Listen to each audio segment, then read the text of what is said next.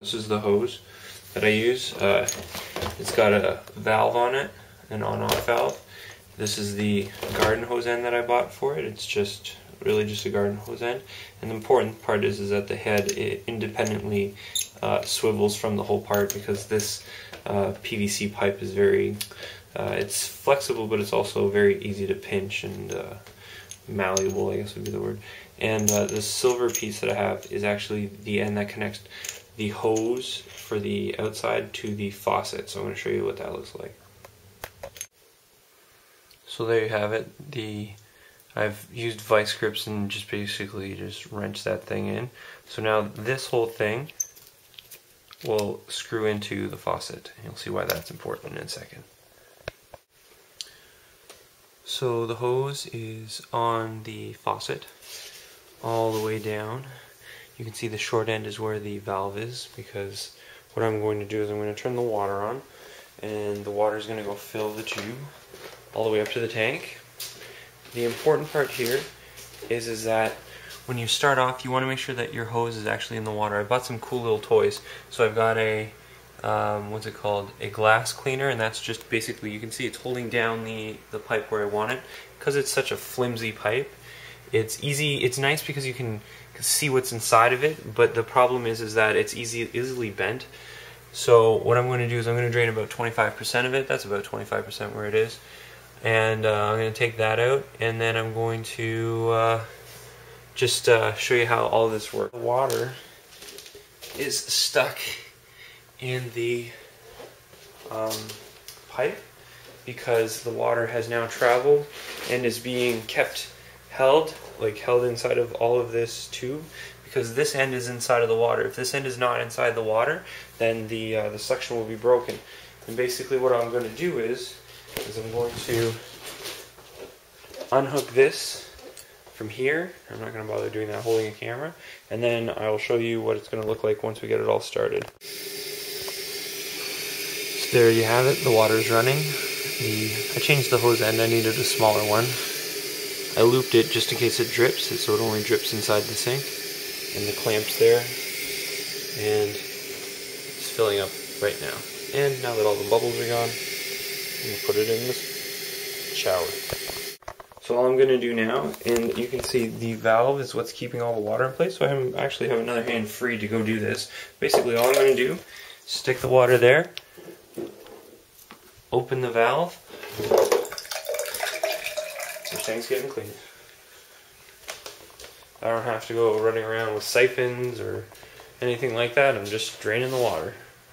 And since it's a sand bottom anyways, I don't have, it's next to impossible to siphon this stuff, so there you go. And I can just go do whatever I want, and it won't suck any more than as low as the hoses. So there you go. Another nice little thing that I've picked up over the last couple of months doing this, and we'll see if we can help these little fishies survive. You can see the actual hose is safe enough that it's not, sucking in any of the fish. They're all swimming all around it. They're not really bothered by it. Maybe if you had little planter little baby fish, you'd probably have to worry a little bit more, but you can see they're not bothered by it in the least. Oh, and there you go. It's all finished. You can see this is how it stops itself. Once it starts pulling in too much air, the pump, the gravity feed's broken, and then that's that. So I think it's just about to end. And you can see the thing spiraling around it. That's because of the suction. Whoop! And there it goes. It's pulling in too much water. Oh. Somehow it's still continuing. And there you go.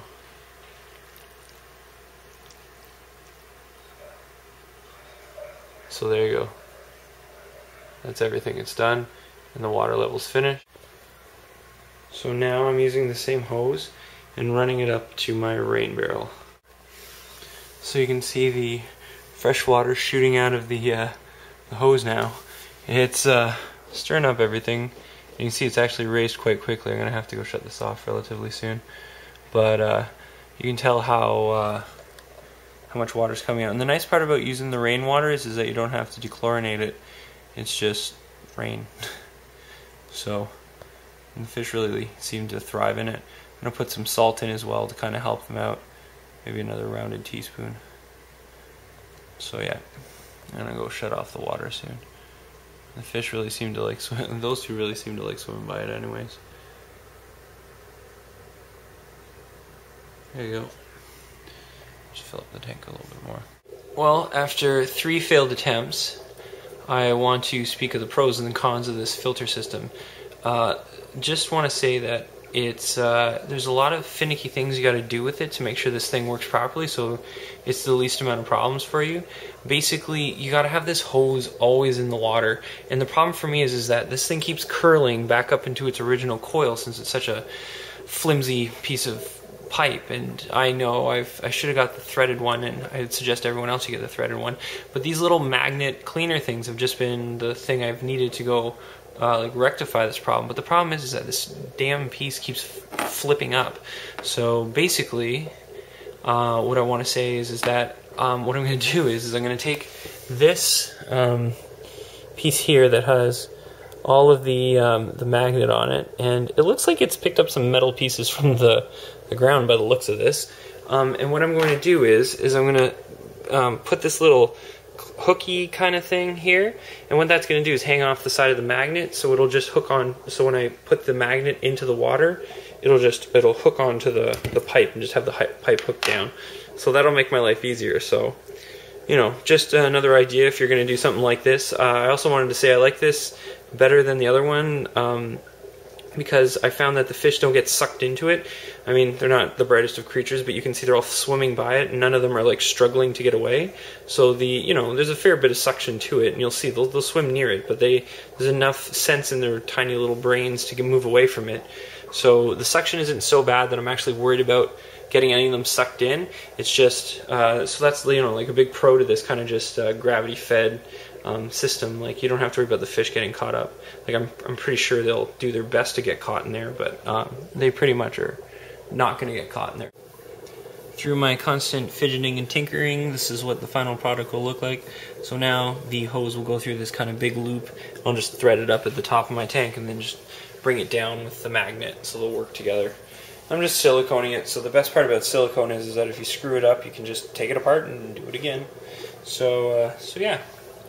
I'll let it set for 24 hours and then we'll give it a shot and see what it looks like tomorrow.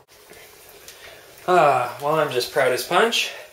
The water change now has already flowed. First try. Everything's friggin' hunky-dory. And the reason why is this. I have modified my magnet to become a hose holder.